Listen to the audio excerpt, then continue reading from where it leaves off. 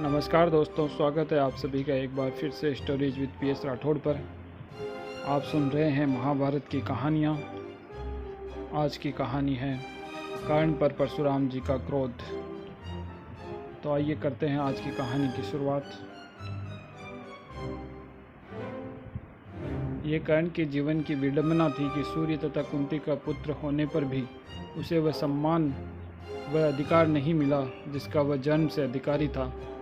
कुंती द्वारा लोक लाज के भय से उसके पैदा होते ही त्याग देने पर सूत दंपति ने उसका पालन पोषण किया था, जिस कारण वह सदा सूत पुत्र के नाम से ही पुकारा जाता रहा। यद्यपि कर्ण को इस वास्तविकता का पता चल गया था कि कुंती का ज्येष्ठ पुत्र होने के नाते वह भी पांडवों का भाई है, तथापि उसने कभी ये चेष्टा नहीं की कि वह जबरन अपने इस अधिकार को प्राप्त करे। इतना अवश्य था कि यह दुख उसे हमेशा कचोटता रहा। एकमात्र दुर्योधन ही ऐसा था जो कर्ण को अपना अभिन्न मित्र मानकर उसे अपने हृदय से लगाता था। उसने कर्ण को अंग देश का राजा घोषित कर उसे उस स्थिति से भी उबारने का प्रयास किया जिसमें कर्ण को सूत पुत्र मानकर हेय दृष्टि से देखा जाता था। अब ये तो दुर्योधन ही जानता है कि उसे कर्ण से सच्ची मित्रता के कारण स्नेह था अथवा कर्ण की वीरता और पराक्रम के कारण वह उसका हित चिंतक बना था। किंतु कर्ण दुर्योधन को अपना सच्चा मित्र मानकर सच्चे हृदय से सदैव उसकी मंगल कामना किया करता था। कर्ण इस बात को भी भली भांति समझता था कि जब तक उसके पास रण कौशल है, बाजुओं में शक्ति है, तभी तक ही इस जगत में उसका सम्मान है। अतः वह यथा संभव अपनी बल वृद्धि व अस्त्र शस्त्रों की प्राप्ति में लगा रहता था।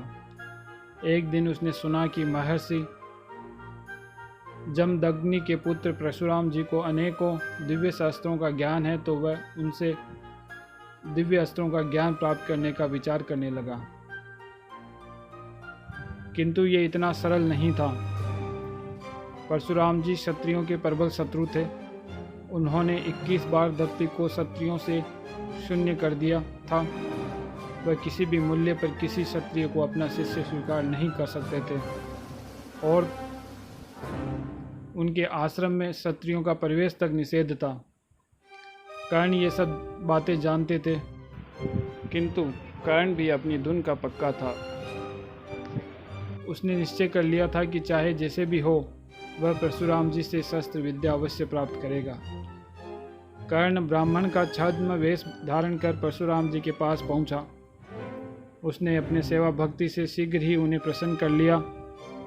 कर्ण को पूरी लगन व निष्ठा से अपनी भक्ति व सेवा करते देख परशुराम जी ने उससे बड़े स्नेह से पूछा, वत्स, तुम कौन हो? किस उद्देश्य से यहाँ आए हो? कर्ण ने अपना वास्तविक परिचय छिपाते हुए कहा, गुरुदेव, मैं एक ब्राह्मण पुत्र हूँ। आपसे दिव्यास्त्रों का ज्ञान प्राप्त करना चाहता हूँ। परशुराम ने कर्ण के वचनों पर विश्वास कर उसे दिव्यास्त्रों का ज्ञान देना स्वीकार कर लिया। कुछ ही दिनों में कर्ण ने परशुराम से अनेक अमोघ दिव्यास्त्रों व उन्हें उपयोग करने के मंत्र सीख लिए। परशुराम भी ऐसा होनहार शिष्य पाकर बहुत प्रसन्न थे। एक दिन अभ्यास करने के पश्चात परशुराम एक वृक्ष के नीचे बैठकर विश्राम कर रहे थे। कर्ण भी वहीं नीचे बैठा उनके पैर दबा रहा था। शीतल और सुगंधित वायु बह रही थी। ऐसे में परशुराम जी को झपकी आ गई और वह वहीं बैठे कर्ण की जंघा पर सर रखकर लेट गए। थोड़ी देर बाद एक कीड़ा कर्ण की जंघा पर चढ़ आया। कर्ण ने कीड़े को देखा, पर यह सोचकर उसे हटाने का प्रयास नहीं किया कि कहीं गुरुदेव की नींद में विघ्न न पड़ जाए। अगले ही क्षण कीड़े ने कर्ण की जंघा पर काट लिया। इससे कर्ण को असहनीय पीड़ा हुई, किंतु वह अविचल रूप से बैठा रहा। कीड़े द्वारा काटे जाने से रक्त बहने लगा था। धीरे धीरे बहता रक्त परशुराम जी के चेहरे तक आ पहुंचा। रक्त का परशुराम जी के चेहरे तक आना था कि उनकी नींद टूट गई। वे हड़बड़ाकर उठ बैठे। जब उन्होंने अपने चेहरे पर रक्त देखा और उनकी दृष्टि कर्ण की जंघा पर कीड़े के काटने से बने घाव पर पड़ी। वे सहसा क्रोधित स्वर में बोले, सच बताओ, कौन हो तुम? किसी ब्राह्मण में इतना साहस व धैर्य नहीं है जो इस प्रकार कीड़े के काटने पर भी अविचल रूप से बैठा रहे? ये गुण अवश्य ही कठोर स्वभाव वाले क्षत्रियों का है। परशुराम जी को क्रोधित अवस्था में देख कर्ण समझ गया कि अब अपनी वास्तविकता छिपाना उचित न होगा। उसने अपना सिर झुकाकर दोनों हाथ जोड़कर कहा, क्षमा करे गुरुदेव, मेरा नाम कर्ण है और मैं जन्म से ही क्षत्रिय हूँ। आपसे दिव्यास्त्रों का ज्ञान प्राप्त करने के लिए मैंने असत्य का सहारा लेने का अपराध किया है। यद्यपि परशुराम जी अत्यंत क्रोधी मनुष्य थे, परंतु कर्ण द्वारा अपराध स्वीकार करने पर उनका क्रोध शांत हुआ। वे बोले, कर्ण, तेरा ये अपराध अक्षम्य है। तूने मुझसे असत्य वचन कह मेरे साथ विश्वासघात किया है। तेरे द्वारा अब सत्य बोलने पर मैं तुझे दी हुई अपनी विद्या वापस तो नहीं ले सकता, किंतु ये मेरा श्राप है कि तुझे जब भी अपने जीवन में इस विद्या की सर्वाधिक आवश्यकता होगी तभी तू उसे भूल जाएगा। लाख चाहने पर भी तू इसका उपयोग नहीं कर सकेगा। परशुराम के इन वचनों से कर्ण को दिव्यास्त्रों को प्राप्त करने से जो प्रसन्नता मिली थी वह क्षण भर में ही लुप्त हो गई।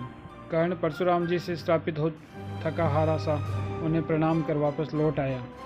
ऐसा नहीं है कि कर्ण एक छली व्यक्ति था, वे विद्वान व साहसी व्यक्तित्व के स्वामी होने के साथ साथ दानवीर भी था। यह उसके भाग्य की ही विडंबना थी जो वह क्षत्रिय पुत्र होते हुए भी सूत पुत्र कहकर अपमानित किया गया। यदि उसे पुत्र की भांति विधिवत स्थान मिलता तब क्यों तो वो दुर्योधन उन्हें अंग देश का राजा घोषित कर अपनी मित्रता का झंडा गाड़ता।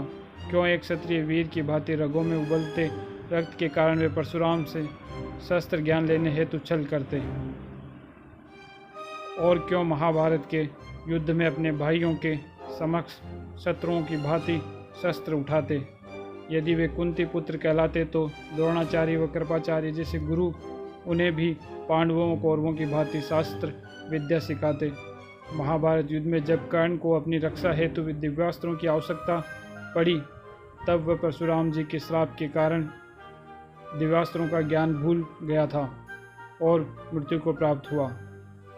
आज की कहानी में इतना ही। कहानी को पूरा सुनने के लिए धन्यवाद।